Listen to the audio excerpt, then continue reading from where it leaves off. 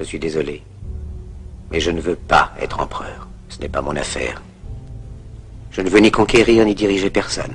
Je voudrais aider tout le monde dans la mesure du possible. Juifs, chrétiens, païens, blancs et noirs. Nous voudrions tous nous aider si nous le pouvions. Les êtres humains sont ainsi faits. Nous voulons donner le bonheur à notre prochain, pas lui donner le malheur. Nous ne voulons pas haïr ni humilier personne. Dans ce monde, chacun de nous a sa place et notre terre est bien assez riche. Elle peut nourrir tous les êtres humains. Nous pouvons tous avoir une vie belle et libre. Mais nous l'avons oublié. L'envie a empoisonné l'esprit des hommes, a barricadé le monde avec la haine, nous a fait sombrer dans la misère et les effusions de sang. Nous avons développé la vitesse pour nous enfermer en nous-mêmes. Les machines qui nous apportent l'abondance nous laissent dans l'insatisfaction. Notre savoir nous a fait devenir cyniques. Nous sommes inhumains à force d'intelligence. Nous ne ressentons pas assez et nous pensons beaucoup trop. Nous sommes trop mécanisés et nous manquons d'humanité.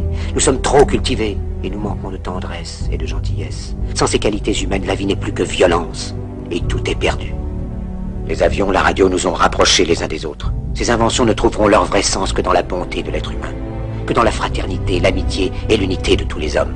En ce moment même, ma voix atteint des millions de gens à travers le monde.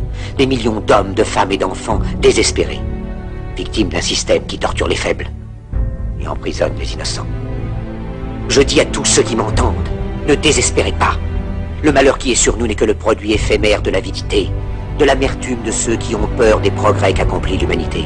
Mais la haine finira par disparaître, et les dictateurs mourront, et le pouvoir qu'ils avaient pris au peuple va retourner au peuple. Et tant que les hommes mourront, la liberté ne pourra pas périr. Soldats, ne vous donnez pas à ces brutes, à une minorité qui vous méprise et qui fait de vous des esclaves, en régiment toute votre vie, et qui vous dit ce qu'il faut faire et ce qu'il faut penser, qui vous dirige, vous manœuvre, se sert de vous comme chair à canon, mais qui vous traite comme du bétail. Ne donnez pas votre vie à ces êtres inhumains, ces hommes-machines, avec une machine à la place de la tête et une machine dans le cœur. Vous n'êtes pas des machines, vous n'êtes pas des esclaves, vous êtes des hommes. Des hommes avec tout l'amour du monde dans le cœur. Vous n'avez pas de haine, sinon pour ce qui est inhumain, ce qui n'est pas fait d'amour.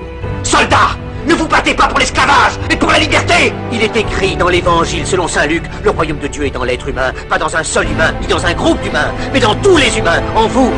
Vous, le peuple, qui avez le pouvoir de créer les machines, le pouvoir de créer le bonheur. Vous, le peuple, en avez le pouvoir de rendre la vie belle et libre, le pouvoir de faire de cette vie une merveilleuse aventure.